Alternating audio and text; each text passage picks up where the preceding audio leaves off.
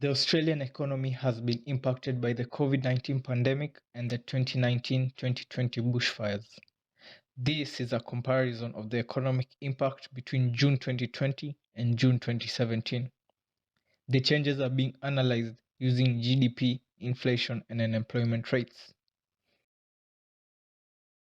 The market value of all the goods and services produced in a country over a period of time is defined as gross domestic product, GDP.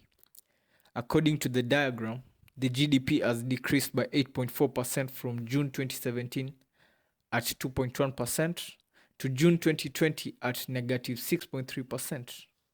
Inflation is defined as a steady rise in the economy's overall price level. The inflation has decreased by 2.2% from 1.9% in June 2017 to negative 0.3% in June 2020.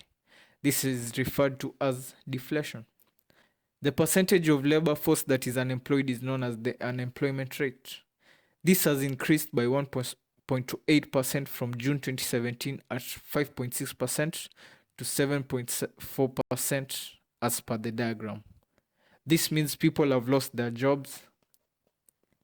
The main reason for these changes is due to the government shutting down essential services, which caused loss of jobs and thus increase in unemployment rates.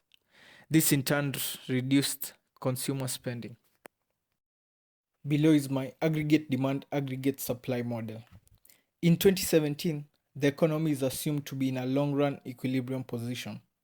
Economy is at potential GDP, there is full employment, and there's also a stability in price. Due to the COVID-19 and 2020 bushfires, aggregate demand curve AD1 shifts to the left. This is because the government caused people to close shops and this led to unemployment.